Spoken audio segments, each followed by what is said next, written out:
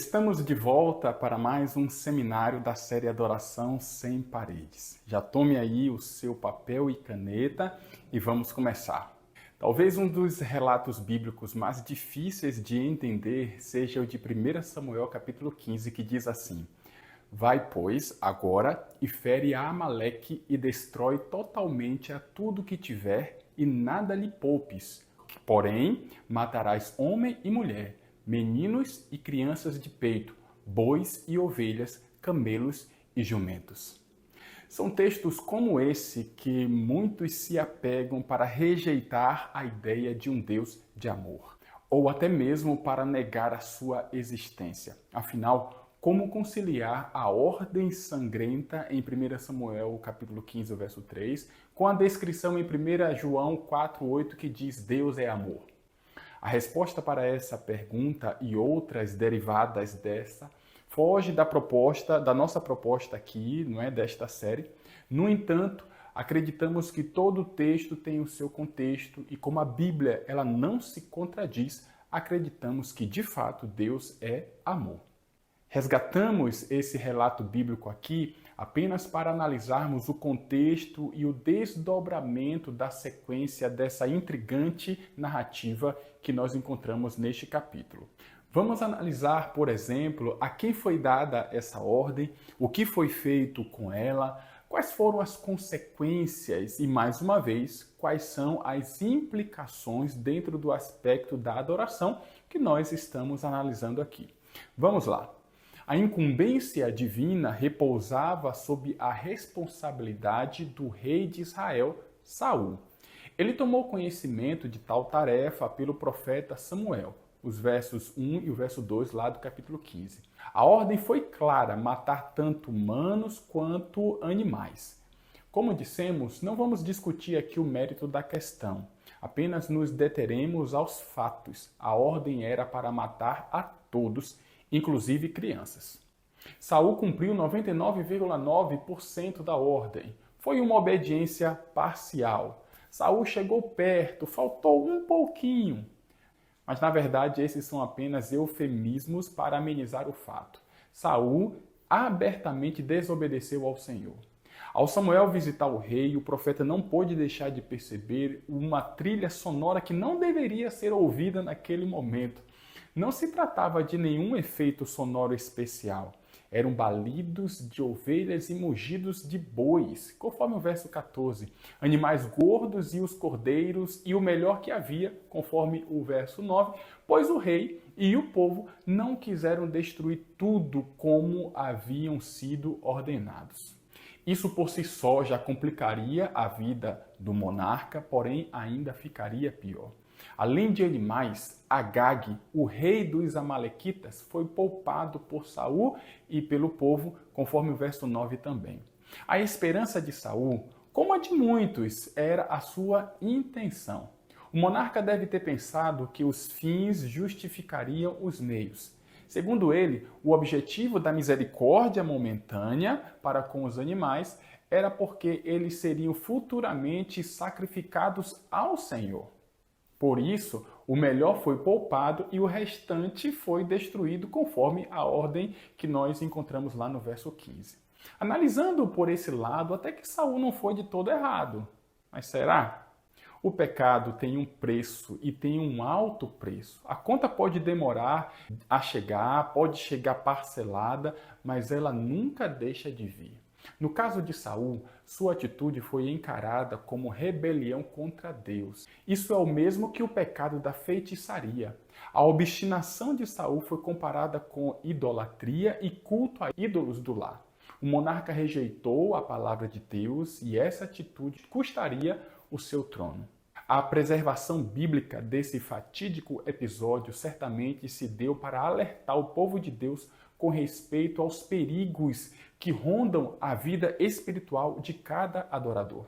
Destacaremos pelo menos 3 problemas em que Saul esbarrou e que podem representar perigos para os adoradores modernos. Embora Deus não se utilize dos métodos utilizados no tempo de Saul, a essência do que ele exigiu a Saul é a mesma exigida hoje. Nada menos do que obediência será cobrado. Diante dos imperativos divinos, cada adorador é que decidirá o que fazer. Esse episódio, tristemente protagonizado por Saul, pode emitir sinais para alertar quanto aos perigos que podemos estar correndo hoje na nossa vida espiritual. Vejamos, por exemplo, alguns perigos. Primeiro perigo no caminho do adorador: esquecer a soberania de Deus. Lembra do primeiro verbo que utilizamos para descrever ou definir a adoração? Isso mesmo. Tudo começa com reconhecimento de Deus como Senhor, como Salvador, como dono de tudo. Saul falhou nesse ponto, pelo motivo que veremos no segundo ponto mais adiante. Saul desobedeceu abertamente a uma ordem do Senhor. Não há espaço para minimizar as leis de Deus nem as consequências de sua transgressão. O início do pecado aqui na terra se deu por conta da desobediência de uma simples ordem: não coma o fruto. Sabemos não só o desfecho desse episódio, como somos afetados pelas suas consequências até hoje. Nadab e Abiú também experimentaram as consequências da desobediência em uma questão também aparentemente simples. Usar, outro exemplo, aquele que tocou na arca na tentativa de evitar a queda dela quando os bois que a levavam tropeçaram, também exemplifica que os fins ou as motivações, por mais sinceras e nobres que aparentem ser, não atenuam ou anulam as consequências da desobediência. E é no contexto da desobediência de Saul que vem a famosa declaração que diz assim: eis que o obedecer é melhor do que o sacrificar. O verso 22. Conforme a clareza do relato bíblico, a ordem era para matar todos. Saul contemporizou e poupou parte dos animais e o rei inimigo. Isso vai de encontro justamente com a primeira base da adoração que nós já vimos, que é reconhecer a Deus como Senhor.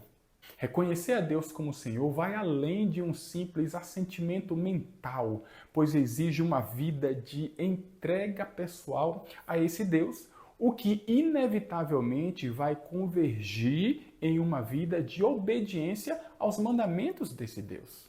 É justamente nesta última parte que a verdadeira prova de adoração é comprovada. Pense, está você disposto ou disposta a ser demitido de uma grande multinacional que agora passa a exigir seus serviços no dia do Senhor? Pense aí.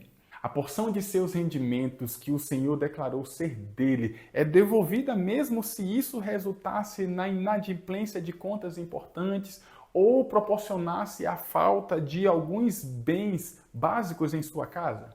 Essas são só algumas possibilidades bem reais em que nos são exigidas obediência.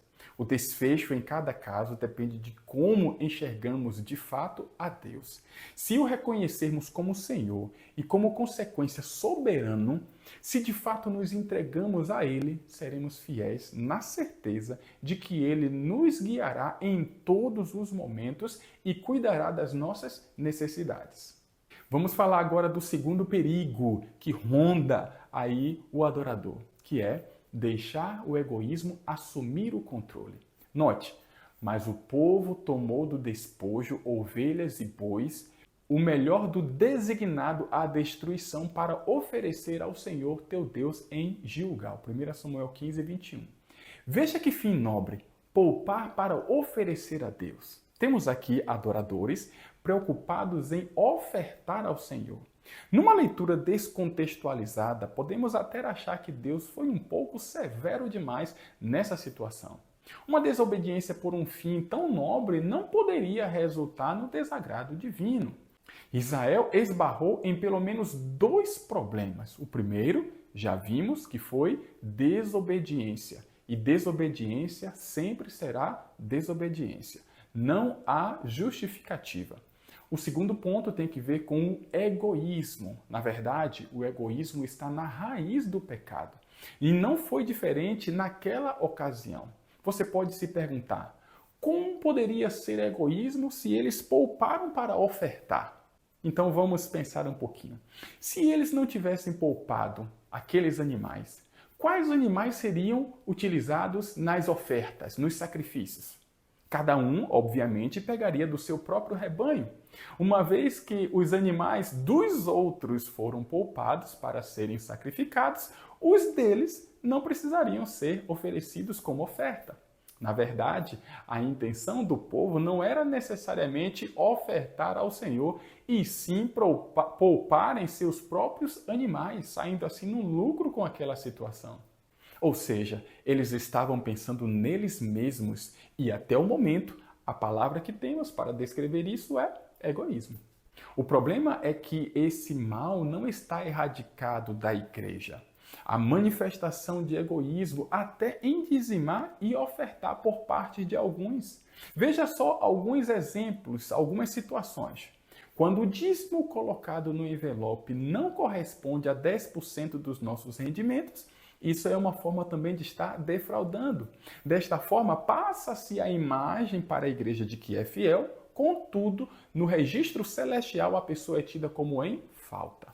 Outra situação que mostramos egoísmo é quando o dízimo é doado para a obtenção ou manutenção de posições de liderança, pois não tem como ser líder da igreja sem ser exemplo nesse quesito.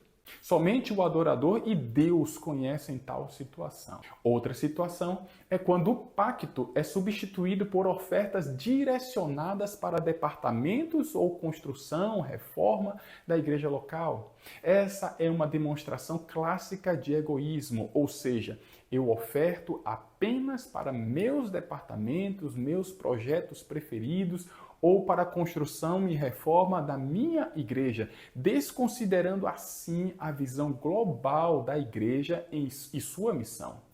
Além disso, se o pacto é devolvido para Deus, pois pertence a Ele, Ele é quem deve definir, por meio da sua igreja, o destino desse pacto, visando assim atender a obra na igreja local, bem como no mundo todo. Contudo, é possível direcionar uma oferta para determinada necessidade local, desde que essa oferta não comprometa a fidelidade a Deus nos pactos, que devem ser proporcionais à renda e sistemáticos. Em todos esses casos, se praticados, não estaremos distantes da condição do povo de Israel no episódio que nós estamos relembrando aqui. Agora vamos para o terceiro perigo no caminho do adorador: achar que é fiel fazendo o errado. Vamos reler 1 Samuel 15, 13. Diz assim: Veio, pois, Samuel a Saul, e este lhe disse: Bendito sejas tu do Senhor, executei as palavras do Senhor. Essas foram as palavras de Saul ao recepcionar o profeta Samuel. Saul voltaria a alegar obediência. Então disse Saul a Samuel: Pelo contrário, dei ouvidos à voz do Senhor e segui o caminho pelo qual o Senhor me enviou, e trouxe a Agag, rei de Amaleque, e os amalequitas destruí totalmente. Isso agora está no verso 20. Mesmo após ser desmascarado por Samuel, Saul continuou alegando obediência total e responsabilizou o povo pela desobediência. Você pode ver isso no verso 21. Vejo nesse grupo de infiéis que alegam fidelidade uma subdivisão em dois grupos. Nós temos então os ignorantes e os rebeldes. Os ignorantes são ensináveis. Por exemplo, ele pode reter o dízimo por não saber o destino que é dado, ou pode empregá-lo na construção de igrejas, por entender que essa é uma necessidade mais urgente naquele momento. Ele pode, por desconhecer também, dizimar da renda líquida ao invés da bruta. Nesses casos, um sermão, um seminário, uma visita pastoral ou de outro líder da igreja, ou a própria busca pessoal do adorador pode ajudar a clarear esse assunto e convergir na mudança de pensamento e de prática. Ele é sincero, é zeloso, deseja o bem da igreja. Só precisa de um ajuste, como muitos de nós em outras áreas também. Problema maior representa o rebelde. Esses são mais difíceis. Aqui está o grupo do dízimo simbólico, por exemplo. Ele sabe quanto ganha, mas não devolve exatamente 10% desses ganhos. Veja, ele sabe que não engana a Deus, correto? Então sua intenção é enganar quem?